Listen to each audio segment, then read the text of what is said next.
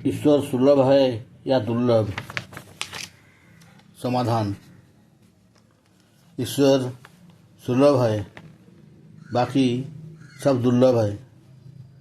भौतिक पदार्थों को प्राप्त करने के लिए देश, काल, परिस्थिति, बुद्धि और पुरुषार्थ की आवश्यकता पड़ती है। यह सब तब संभव है जब ईश्वर की कृपा होगी। उसकी कृपा के बिना सब नामुमकिन है।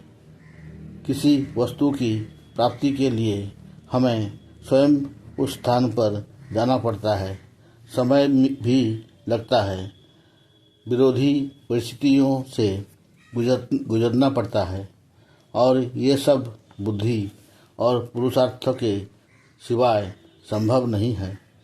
तब भी अगर ईश्वर की इच्छा हुई, उसकी कृपा हुई, सभी उस वस्तु की प्राप्ति होती है या हो सकती है। ईश्वर सर्वव्यापक है, सदा वर्तमान है, सर्वांतर्यामी है, सबके हृदय देश में विद्यमान रहता है। यहीं आत्मा है, वहीं परमात्मा का दीदार होता है। उसको पाने की इच्छा करने वाले को कहीं और जगह यहाँ से वहाँ आने जाने की बिल्कुल आवश्यकता नहीं पड़ती। किसी भी समय ईश्वर का साक्षात्कार हो सकता है और किसी भी परिस्थिति में ईश्वर को पाया जा सकता है, क्योंकि ईश्वर प्राप्ति के लिए देश, काल और परिस्थितियाँ आड़े नहीं आती। आवश्यकता है तो सच्ची लगन की, अर्थात श्रद्धा की, प्रेम की, शुद्ध ज्ञान, शुद्ध कर्म और शुद्ध उपासना की।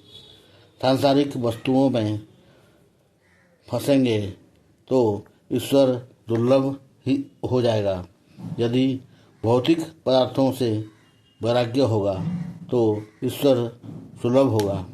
साधारण अज्ञानी व्यक्ति के लिए वह परमात्मा दुर्लभ सा लगता है, परंतु सच्चे योगी के लिए परमात्मा हर वक्त सुलभ है। आत्मा के सामने दो रास्ते हैं, एक प्रकृति का, दूसरा ईश्वर का। प्रकृति में फंसेंगे तो ईश्वर कैसे मिल सकता है? प्रकृति से वैराग करना ही ठीक है, तभी ईश्वर का मार्ग सुलभ हो सकता है। प्राकृतिक सौंदर्य का मार्ग प्रेय मार्ग है, ईश्वर श्रेय मार्ग में मिलता है।